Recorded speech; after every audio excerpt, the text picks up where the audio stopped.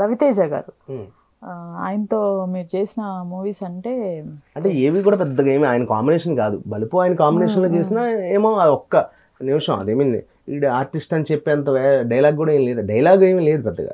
ఆయన ముందు ఆయన వచ్చినప్పుడు చెప్పేసి వెళ్ళిపోవడం. నాకంటే వెనకాల వచ్చిన వాళ్ళు కూడా ఆయనతో ఫుల్ లెంత్ క్యారెక్టర్లు చేసిన సందర్భాలు ఉన్నాయి. అదే బాధపడుతుంటాయి. ఎప్పటికైనా రవితేజ గారితో ఒక ఫుల్ లెంత్ క్యారెక్టర్ చేయాలని దొరకలే ఇంతవరకు. మొన్న రామారావు ఆన్ డ్యూటీలో ఒక మంచి వేషం దొరికింది. ఇప్పుడు రామారావు ఆన్ డ్యూటీ అని రిలీజ్ అవుతుంది రవితేజ గారు, అందులో చేశాను. అది కూడా ఫుల్ లెంత్ ఏం కాదు కానీ బట్ అది కొంత నాకు ఊరట. డైలాగ్ చెప్పి ఆయనతో ఫేస్ టు ఫేస్ డైలాగ్ చెప్పిన అదృష్టం. చాలా మంచి వేషం అది. ఈ క్రాక్ కూడా ముందు చేసిన బల్పు కంటే బెటర్.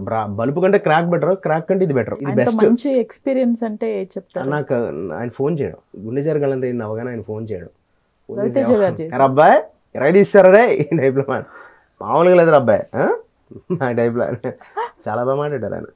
ఇప్పటికీ నాకు అప్పట్లో స్మార్ట్ ఫోన్స్ లేక కాల్ రికార్డర్ పెట్టుకోలే. లేకపోతే ఆయన అంటే ఏం లేదు రికార్డర్ అంటే నేను అలా ఉండుంటే దాచుకుంటాం కదా, అవసరం నాకు కాలక్షణ కింద పెట్టుకుంటాను ఉదయం ఎరా అబ్బాయి ఆ టైప్లో. ఆయన స్టైల్ అసలు ఆయన వే ఆఫ్ టాకింగ్ ఎనర్జీ, పెద్ద ఎనర్జీ. ఆ రోజు నాకు అరుస్తున్నాను నానకరాముడు రామానాయుడు స్టూడియోలో గాలిలో గట్టిగా. ఎవరితో చెప్పినా నమ్మట్లే. అప్పుడేమో డబ్బా ఫోన్, అది 2000 రూపాయల ఫోన్. ఏదో ఇరిటేషన్ వచ్చేస్తుంది. ఫోన్ చేశాడు ఈయన ఫోన్ చేశాడు ఎవరికి చెప్పాలి. నేను నా సంతోషం నాకే అరుచుకుని చెప్పుకునే టైం అది. నాకు చిరంజీవి గారు నేను ఎంత ఇష్టపడతానో ఆయన తర్వాత అంతలా సెల్ఫ్ మేడ్ అంటే స్వయంభూ శివలింగం, స్వయంభూ దేవుడు అంటారు కదా, అలా నాకు రవితేజ స్వయంభూ అనమాట. ఆయన స్వయంభూ, ఆయనంత ఆయన పైకి వచ్చాడు. మీరు ఎఫ్బి పేజ్లో ఈ రైటింగ్ మూవీస్ చూసి రీసెంట్గా కూడా పెట్టారు ఒకటి. ఫస్ట్ ఆఫ్ ఆల్ ఫేస్బుక్లో ఉన్నది నేను కాదు, నా అడ్మిన్, నేను హ్యాండిల్ చేయను.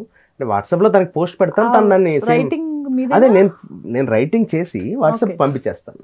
తను యాక్చువల్గా అయితే ఒక 1 వీక్ ముందు వచ్చాను అంతే నేను ఫేస్బుక్లోకి. 1 ఇయర్ లేను. ఎందుకు లేనంటే హ్యాక్ జరిగింది, హ్యాకింగ్స్ జరగడం మీకు అందరికీ తెలిసిందే కదా.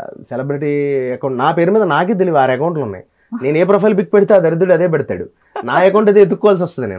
నా అకౌంట్ నేనే మర్చిపోయాను ఒక టైంలో. ఇది నేను సైబర్ కంప్లైంట్ ఇచ్చి పాపం చాలా మంది ఆర్టిస్టులకు జరిగింది. డబ్బులు అడగడం, నేను ఎందుకు డబ్బులు అడుగుతాను, మెసెంజర్లో అమ్మాయిలతో మిస్బిహేవ్ చేయడం, ఇలాంటి ఇది ఎంత అదొక చెత్తలండి. అందుకే విసుగొచ్చి డీయాక్టివేట్ చేద్దామంటే వద్దు, 40,000 మందో ఎంతమందో ఉన్నారు, ఎలా నువ్వు ఎవడో తప్పు చేసిన తప్పుకి కంప్లైంట్ పెడదాం, అంత గుడ్డిగా జనాలు నమ్మిస్తే అది వాళ్ళ తప్పు అవుతుంది. ఒక పోస్ట్ పెట్టంటే పెట్టా, అన్ని స్క్రీన్ షాట్స్ తీసి ఈ అకౌంట్స్ ఏవి నాకు కావు, నేను లేను, ఆన్లైన్ ఉన్నది నేను కాదు, మెసెంజర్లో నేను ఎవరికి రిప్లై ఇవ్వను, ఇలా పెట్టి క్లియర్గా చెప్పా. ఇప్పుడు అప్పటి నుంచి తగ్గాయి. ఇప్పుడు కాపాడుకుంటున్నాను అకౌంట్ని. అలా మీరు ఏ పోస్ట్ చూసారు ఈ మధ్య కాలంలో? కేజీఎఫ్ చాలా బాగా నచ్చిందండి సినిమా. అందుకే పెట్టాను, ఏదో రాశాను, ఏదో అదే సినిమా ఎక్సైట్మెంట్ రాశాను అంతే. నిన్న కేజీఎఫ్కి అయితే నేను అసలు స్టన్ బౌన్స్. నేను అందరం థియేటర్ నుంచి బయటకు రాగానే కాసేపు ఒక మౌనం. అది కొంతమంది ఏంటి నచ్చలేదా, నచ్చిందా, ఇలాంటి డౌట్లతో కొంతమంది అసలు నచ్చడం నచ్చకపోవడం అనే బార్డర్ దాటేసి మళ్ళీ చూడడానికి ఎప్పుడు వెళ్ళాలనే మైకంలో ఉన్నాం.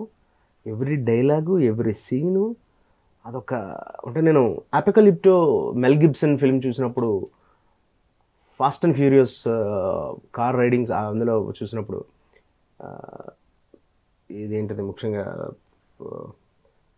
మ్యాడ్ మ్యాక్స్ లైక్ అలా ఉంది సినిమా. అది ఇది ఇండియన్ ఫిల్మా, అందులో ఒక రీజనల్ సౌత్ కన్నడ ఫిల్మా.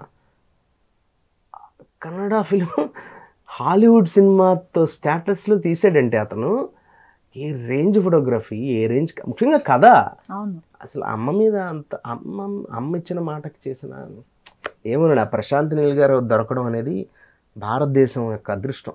ఇప్పుడు ప్రస్తుతం ఆయన ఒకరు, రాజమౌళి గారు ఒకరు, మనకి అంటే మన సౌత్ సైడ్ అంటే ఒకప్పుడు మనకి రామ్ గోపాల్ వర్మ గారు, మణిరత్నం గారు, శంకర్, ఈ ముగ్గురు ఎలాగో ఎంత స్టాండర్డ్స్ వీళ్ళ ముగ్గురువి.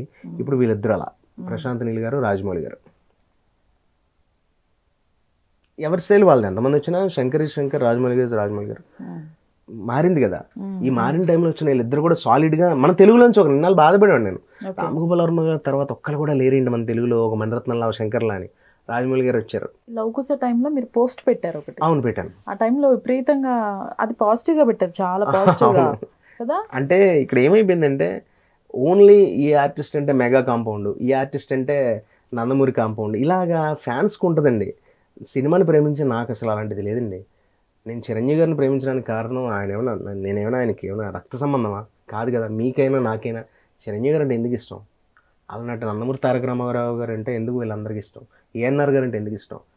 ఒక్కొక్కరు వాళ్ళ నటనని ఇష్టపడ్డాం, కానీ వాళ్ళ కులాలని మతాలని ఏమంటారు దాని వర్ణాలని కాదు కదా మనం ఇష్టపడింది. ఒక ఒక ఒక వర్గం, ముఖ్యంగా ఒక వర్గం అని కాదు కదా. కళాకారులకి ఎల్లలు లేవంటారు. కళాకారులలో చూడాల్సిందే నటన. భాషకే సంబంధం లేకుండా భారతదేశం దాటి జపాన్, రష్యాలో చూస్తున్నారు మన సినిమాలు. ఇంకా మనం ఎక్కడ ఉన్నాం అనిపిస్తుంది. నేను లవకుశ టైంలో పెట్టిన పోస్ట్ ఏంటి, జూనియర్ ఎన్టీఆర్ గారు లాంటి నటుడు, ఎంత గొప్ప నటుడు చూడండి, అసలు ఆయన వేరియేషన్స్ చూడండి. నేను పాజిటివ్గా పోస్ట్ పెడితే నువ్వు ఎలా పెడతావు నువ్వు ఇలా అని కొంతమంది. నేను అది నవ్వుకున్నాను అంతే, జాలిపడ్డాను. వాళ్ళ మీద ఏముంటుంది, అంత కామన్ జరుగుతుంది. నేను ఎవరిని నాని గారు బాగా చేసినా నాకు ఇష్టం. నాకు రామ్ చరణ్ గారు, బన్నీ గారు, చిరంజీవి గారు, నాగార్జున గారు, వెంకటేష్ గారు, ఎవరైనా నాకు వెంకటేష్ గారు అంటే పిచ్చండి. నాకు వెంకటేష్ గారు అంటే ఆయన స్టైలు, ఆయన సినిమాని ప్రేమించానండి నేను. ఫస్ట్ ఆఫ్ ఆల్ సినిమాని ప్రేమించినప్పుడు, ఇప్పుడు మీరు ఒక 5 ప్లేసులు తిరిగారు, అందులో తాజ్మహల్ అంటే మీకు బాగా నచ్చింది. 5 ప్లేసులు ఎన్నో వండర్స్కి వెళ్తే నాకు అలా సినిమాల్లో నాకు చిరంజీవి గారు నచ్చారు. నాకు చిరంజీవి గారు తాజ్మహల్ లాగా, వండర్స్లో అలాగో నాకు అట్లా అంతే. ఇప్పుడు అలా ఆ స్థాయిలో నేను ఇష్టపడిన వ్యక్తి చాలామంది ఉన్నారు. రజనీకాంత్ గారు, రవితేజ గారు, అంటే నటుడిగా చెప్పాలంటే చిరంజీవి గారి తర్వాత నేను నాకు పర్సనల్గా ఇప్పుడున్న జనరేషన్లో ఈ జూనియర్ ఎన్టీఆర్ గారు, రామ్ చరణ్ గారు, అలా కొంతమంది చాలా క్రేజీ హీరోస్ ఉన్నారు మనకి. అది నేను పెట్టిన పోస్ట్ వాళ్ళు తప్పుగా అనుకున్నారు. తర్వాత మళ్ళీ వాళ్ళకి తెలిసి ఉంటుంది. జూనియర్ ఎన్టీఆర్ గారు అనే వ్యక్తి తెలుగు భాషలో ఉండడం అనేది మన అదృష్టం అండి. మీలో ఈ హిడెన్ టాలెంట్ కూడా ఉందా రైటింగ్కి సంబంధించి? రైట్. అంటే యాక్చువల్లీ నేను డివోషనల్గా రాసేవాడిని. అంటే నాకు శివుడు బేసికలీ శివాడి ఒకటి. నేను అసలు నా వయసుకు సంబంధం లేకుండా నాదంతా ఒక వైరాగ్యం. నాకేమీ సినిమాలు ఎన్ని చేయాలి అలా నాకు ఏముంది, కానీ ఏమి దొరకకపోతే పెద్దగా ప్రాకులాడండి ఎవరి చుట్టుపడి. ఒకరే పాకులాడతాను, చిరంజీవి గారు ఒకరినే, ఇంకెవరి మీద తలదించుకోను అసలు. అది కొంతమంది పొగరగా అనిపిస్తుంది, కొంతమంది సెల్ఫ్ రెస్పెక్టర్ అబ్బాయిగా అనుకుంటారు. మనం ఒకరిని సాటిస్ఫై చేయడం కోసం జీవితాన్ని లీడ్ చేయడం కదమ్మా. మనకు నచ్చినట్టే మనం బ్రతకాలి. ఉన్న ఈ చిన్న లైఫ్లో, ఇంత మెకానికల్ లైఫ్లో వాళ్ళు అది అనుకుంటారు, వీళ్ళు ఏదో అనుకుంటారంటే మనం తప్పు చేయనప్పుడు ఎవరేమనుకున్నా మనకు నథింగ్ కదా. ఈ ప్రాసెస్లో నేను అలాగే ఎదరికి సాగాను. ఏంటి త్రివిక్రమ్ గారికి మీకు ఆయన మీ డైలాగ్ ఏదో ఒకటి విన్నారు? కలేజాతోనే పరిచయం అండి. ఓకే. నేను శివుడి మీద రాసిన భరణి గారు మామూలుగా మాట్లాడడం, ఆయన నేను కలిసి ఉండడం, అక్కడికి అవుట్డోర్ షూటింగ్ కలేజా జరుగుతున్నప్పుడు భరణి గారు వచ్చారు, నువ్వేంటారు ఇక్కడ, నా శిష్యుడు వీడు, మా వాడు అని చెప్పి ఆయన భుజం తడుతున్నప్పుడు ఆయన అన్నారు, అవునా ఓకే అని చెప్పి మళ్ళీ ఆయన షూట్ అయిపోయి వెళ్ళిపోయారు భరణి గారు. నేను అక్కడ 48 రోజులు 43 రోజులు అక్కడ త్రివిక్రమ్ గారితో ప్రతిరోజు ఉదయం నా మొహం చూస్తుంటాను, ఆయన మొహం చూస్తుంటాను, ఎక్కడొక్కడ మాట్లాడతారుగా, పైగా అవుట్డోరు. ఏది మీరు అని అడిగితే ఇలా సార్ పక్కనే భీమవరం పక్కనే అట్లా అలా మాట కలిసింది. అలా కలిసినప్పుడు ఆయన దగ్గర తీసుకోవడం, మాట్లాడడం, చాలా మంచి వ్యక్తి ఆయన చదువురి. ఆయనతో మాట కలిపేంత అదృష్టం మనకి ఎక్కడ ఉంటుందండి. ఒకవేళ మాట కలిపినా ఆయన చెప్పేది వినడమే. ఏమి మీరు అనుకున్నది ఏమి సాన్నిహిత్యం అని కాదు, ఆయన మాట్లాడేది వినడమే సరిపోయేది. ఏదైనా క్వశ్చన్కి ఆన్సర్ కూడా తెలియదు మనకి, అంత విద్వత్ అయింది. ఈ ప్రాసెస్లో నేను శివుడి మీద రాసిన కొన్ని ఆయనకు వినిపించడం, అందులో ఆయన అద్భుతం, ఇది బాగుంది, ఇది ఇక్కడ ఇది బాగుంది అని చెప్పడం, ఈ పదం ఎలా రాశారు, ఇది ఎలా మీరు అనుకున్నారు, ఇలా చాలా చాలా గొప్పగా ఉంది అని ఆయన భుజం తట్టి మెచ్చుకోవడం, అలా అంతే. అది కూడా ఆయన రాసిన డైలాగ్ నాకు ప్యాడ్ ఇలా పట్టుకుని అశ్వనేటర్ చూపించిన తర్వాత నువ్వు వెళ్ళన్నారు, అతను వెళ్ళిపోయాడు, ఇలా పట్టుకుని పెద్ద కొండలు లోయలు ఉన్న చోట పూణే ఖండాలలో ఏదో ప్లేస్లో డైలాగ్ చెప్తున్నారు, ఆ క్లైమాక్స్ డైలాగ్ అనమాట. అది చెప్తూ ఏదో ఎలా ఉందో చెప్పడం ఏంటి సార్, మీరు రాసిన డైలాగ్ వినడం తప్ప ఎలా ఉంది, ఏదో దర్శనం చేసుకుని రావడమే దేవుణ్ణి, మీ విషయంలో చెప్పండి సార్, నేను ఫస్ట్ వింటున్నానని ఎగ్జైట్మెంట్ అయితే ఉంటుంది, చెప్పండి సార్ వింటాను సార్ అన్న, అంతే. విని ఎలా ఉందో చెప్పేంత స్థాయి నాకు లేదు సార్, ఖచ్చితంగా అది గొప్పగా ఉంటుంది అని చెప్పని విన్నాను. అది ఇప్పటికీ అలా కళ్ళల్లో, అంటే నేనే ఫస్ట్ విన్నానన్న గర్వం ఇప్పటికీ నాకు ఉంది. అంత గొప్ప డైలాగ్, అలా ఆ డైలాగ్ బాగా మననం చేసుకున్నాను అనమాట. ఆ సినిమాలో కూడా ఇప్పుడు అంత గొప్ప డైలాగ్ కదా, అరే అది సరిగ్గా ఎస్టాబ్లిష్ అయితే బాగున్నాను అందరూ అనుకున్నారు, నేను అనుకున్నాను. ఇప్పటికీ మనకి Khaleja one of the favourite film కదా. కలేజా టైంలో కూడా ఒక బ్యాడ్ ఎక్స్పీరియన్స్. ఆ ఒక్క సంవత్సరం అదే ఫుడ్ తింటుంటే ఎక్కడ కాదు, నువ్వు అటు వెళ్ళాలి, ఆ కన్సర్న్ తీసుకుని ఇటు వెళ్ళాలి అన్నట్టు ఉంది. అంటే అంతేనండి, అదేం తినేటప్పుడు ప్రొడక్షన్ వాళ్ళు తప్పేం కాదు, అది వాళ్ళు కరెక్టే. ఇప్పుడు ఒకటి చెప్తున్నానండి, సినిమా ఇండస్ట్రీలో ఒకటి నిన్ను అవమానించినా ఇక్కడ కాదు అక్కడ తినాలన్నా, నీ డైలాగ్ ఇంతే ఆ మూల పడుండన్నా, లేకపోతే డైరెక్టర్ గారు లేరు వెళ్ళిపో అన్నా కూడా నీకు వాల్యూ ఉంటే వాడు అంత నోరు జారి మాట్లాడుండు. నువ్వు సంపాదించుకోవాలి వాల్యూ. ఇక్కడ మనంతట మనం స్టార్స్ అవ్వాలి. ఎంతెందుకండి, ప్రకాష్ రాజ్ గారిది ఇప్పటికీ ఒకటి ఉంటుంది, ఆయనది నేను విన్నాను, ఆయనకు సంబంధించింది పెద్ద పెద్ద వాళ్ళు నాకు కావాల్సిన గురువు గారు, భరణ్ గారు లాంటి వాళ్ళు కూడా చెప్పడం, వేరే వాళ్ళు చెప్పడం, ఇవన్నీ కలిపి నాకు అర్థమైంది ఏంటంటే, ప్రకాష్ రాజ్ గారు మీకు తెలుసో లేదో, ఆయన వచ్చిన కొత్తలో ట్రైన్ టికెట్ తీసి అవసరం తీరిపోయి రిటర్న్ ట్రైన్ టికెట్ కూడా వేసేవాళ్ళు కాదంట ఆయన ఇంటికి వెళ్ళడానికి, లేదా వేరే సినిమాకి వెళ్ళడానికో, మొత్తానికి రిటర్న్ టికెట్ వేసేవాళ్ళు కాదు. అంత దారుణంగా ఏడిపించుకు తిన్నారు మన తెలుగు వాళ్ళు కొంతమంది మేనేజర్స్ అవ్వచ్చు, అసిస్టెంట్స్ అవ్వచ్చు. అది ఆయన మనసులో అది ఉండిపోయింది.